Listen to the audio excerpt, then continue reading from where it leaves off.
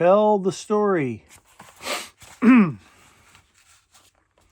idea where this is going. 1 John 1, we proclaim to you what we have seen and heard, so that you also may have fellowship with us.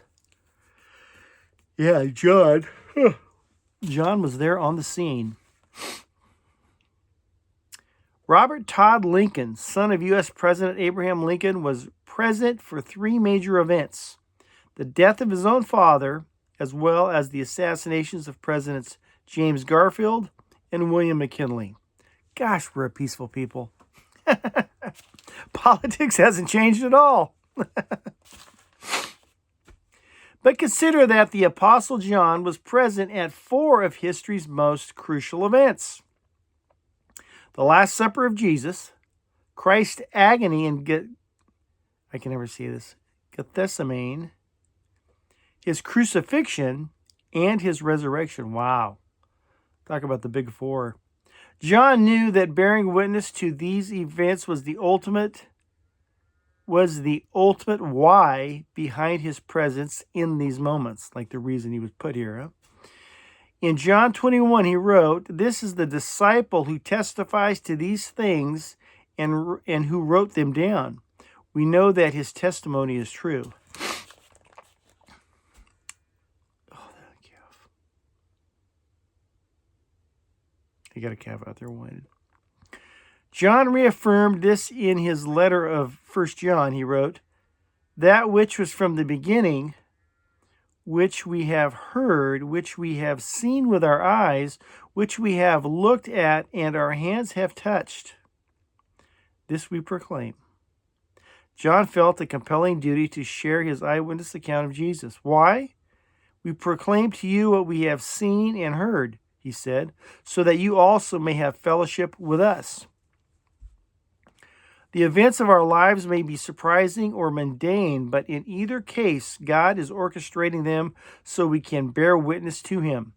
As we rest in the grace and wisdom of Christ, may we speak for him in even life's surprising moments. What are some of the more surprising aspects of your faith story? How will you share your story with someone who needs to hear of God's love? Jesus, please help me be sensitive to those times when I can share with others how much you love us.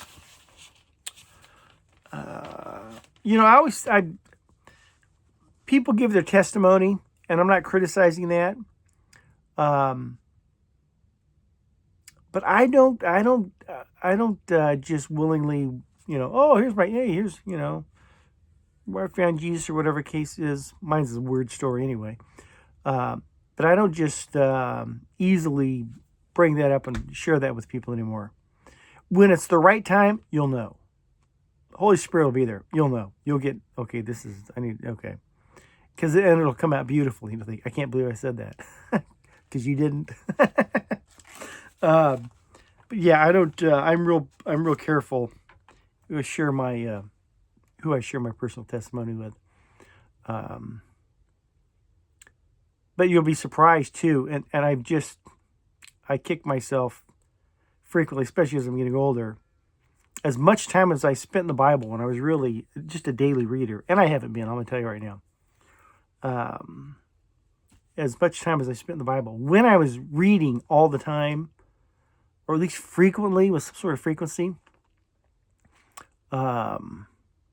you'll see something as you're driving by. You'll see something, and a verse for it will hit you, come right in your head. A verse that either explains or applies to the situation, and it's the craziest thing. It's like, wow, and you see all these places where there's a sentence that you took, a sentence out of the Bible, a statement that was made, totally applies to this situation right here. I used to say I'd watch movies and gospelize it. Someone says, I said, see, the whole movie started. This guy told a lie. Had he not told a lie, none of this ever would have happened. He would have been happy as a clam. Of course, it would not have been a movie because now nothing bad happened. But had this guy just not told that lie, free and clear, But you'll see things. You'll see things that apply to you. So if you can, reading with frequency, especially the New Testament, Not picking on the Old Testament. It's very important, but especially reading the New Testament. And especially when Paul's talking. Those stuff will jump off the page, will jump out of the back of your head. You may have read it only once or twice, and will totally apply to what you're seeing. And you'll see it. You'll see it. Oh, this is where this fits. This is what I'm seeing right here in reality, in real life. You don't get that out of any other book. Okay? And that's also, to be frank, that's the Spirit working within you, educating you. John 14:15 stuff. He says, I'm right here, man. I'm holding your hand, dragging you. Says, I will teach you all things. See, that's where the importance of it is. Yeah. Get to reading. Love you. God bless.